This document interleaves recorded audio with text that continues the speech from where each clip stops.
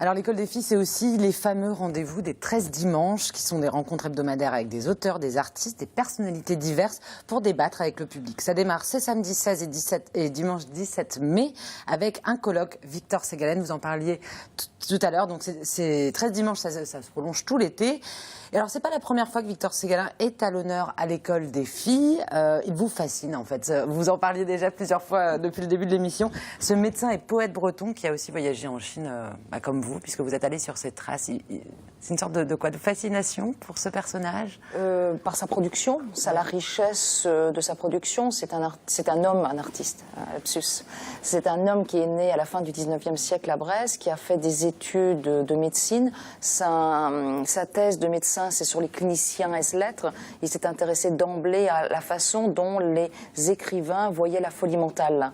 Donc c'est déjà un déplacement de la pratique clinique médicale. Il est parti, il a pris la mer pour aller rencontrer Gauguin.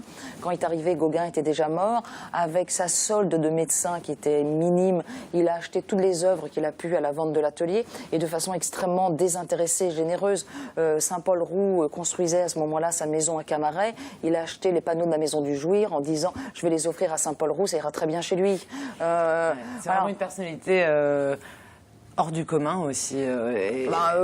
D'une façon humainement, oui, et puis dans une époque, c'est extraordinaire. Ouais. Il est revenu, et puis donc alors qu'il était médecin, donc il a repris ses études pour pouvoir parler chinois, pour pouvoir partir en Chine et servir d'interprète en même temps que médecin. Il rencontre Claudel, qui était son modèle littéraire, et puis au bout d'un moment, Claudel lui dit « Excusez-moi, monsieur Ségalen, mais moi ça fait 10 ans que je vis à Pékin et je ne parle pas chinois ». Et Ségalen, lui, parlait déjà chinois, qui devait être sûrement un chinois chimique, mais qui fonctionnait. Vous voyez, et il a une production aussi poétique extrêmement importante. C'est une ouverture, c'est toujours une ouverture. Et à chaque fois qu'il voyage, il est dans la quête de lui-même. Et donc, si vous voulez, il ne fait pas semblant de s'intéresser à l'autre, il s'intéresse pour se révéler à lui-même. Et ce qui est intéressant, c'est toujours ces ponts qu'on construit ou qu'on essaye de construire avec les autres civilisations.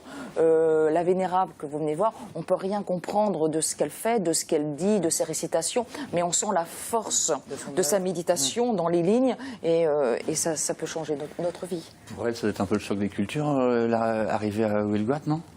Eh ben, écoutez, c'est étonnant parce que les Chinois se chantent chez eux, les Coréens se chantent chez eux. On a une Américaine aussi qui est chez elle et qui vient tous les ans.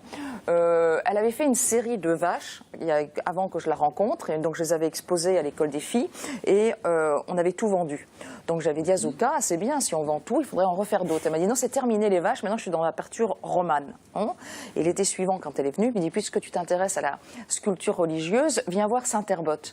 Et là, ça a été le miracle de cet été-là de Saint-Herbot, ça a donné à Zucca envie de refaire d'autres vaches. Donc Zucca se sent chez elle au Huelgoat. Voilà. Et quand on lui a demandé ce que c'était le sacré pour elle, eh ben, elle a trouvé plein d'exemples, dont la sculpture religieuse bretonne. Le côté magique qu'il peut y avoir à Huelgoat, ça fonctionne à plein. Donc, voilà, ça fonctionne dans toutes les civilisations, sont des symboles, symboles qui vont à l'émotion, parce que la forme artistique aussi est tellement forte et extrêmement puissante. Et ce qui est intéressant, vous parliez de la foire aux croûtes de Brest, ce qui est intéressant, c'est quand chacun fait un effort pour se sensibiliser à une expression artistique. Moi, je dis bravo. Moi, j'oserais jamais le faire.